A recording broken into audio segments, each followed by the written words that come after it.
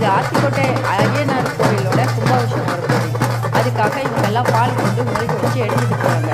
அப்படி எடுத்துகிட்டு போகும்போது அவங்க தலையில் அந்த நவகிரகங்களில் உள்ள நவதானியங்களை வச்சு முறைக்கு வச்சு எடுத்துகிட்டு போகும்போது அவங்களோட கிரகங்கள் கழியும்.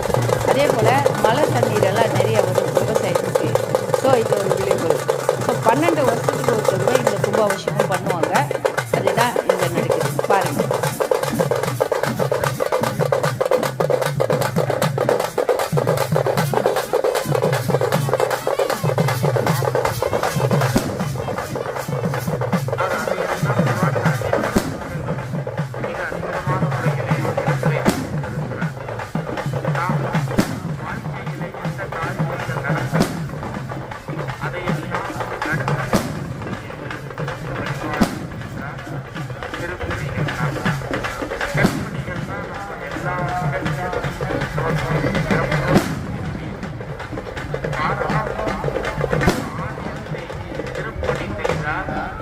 அது எந்த இயற்கை என்பதை நாம் தெரிந்து கொள்ள வேண்டும். ஆலயம் தொழுவது சாணமுடன். ஆலயத்தை யார் ஒருவர் வணங்குகிறார்கள், ஆலயத்தில் எந்த இறைவனை நாம் வணங்குகின்றோமோ அது எந்த நேரத்தில் நமக்கு கை கொடுக்கக்கூடியது. அருளல்லாத தமிழகமில்லை, பொருளல்லாத உலகமில்லை என்று கூறுவார்கள். ஆக நமது பெறுகின்ற இடம்தான் அந்த அருளை பெற்றால்தான் நாம் இந்த பூலோகத்திலே அனைத்து செல்வத்தோடு நாம் எல்லாம் வாழ முடியும்.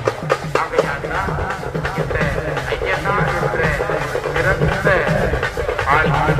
கூட்டகலா முத்தலா அமர்ந்திருக்கக்கூடிய ஒரு சிறப்பான ஆலயம்.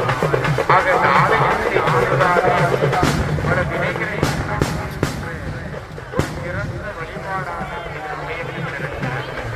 அதெல்லாம் கண்ணீர் மொழியை தண்டனைக்கு வைப்பது வேதம் காட்சியம் மெய்ப்பொருளாக நாதம் நாமம் நமசிவாகியவே என்று அந்த வேதங்களை கேட்கின்ற ஒரு சிறந்த வழிபாடு. 4 வேதங்களையும் பாராயணம் பண்றாங்க இல்லையா? இந்த 4 வேதங்கள் முழுமையாக ஒரு இடம் ஆகையால் தான் இந்த யாகசாலையை நாம் அமைக்க முடியும் அப்படின்னா 12 ஆண்டுகளுக்கு ஒரு முறைதான் பார்க்கலாம். மற்ற காலங்களில் பார்க்க முடியாது. ஒரு 12 ஆண்டுகளுக்கு முறைதான் கோயிலுக்கு கும்பாபிஷேகம் பண்ண முடியும். ஆக இறைவன் அந்த இடத்திலிருந்து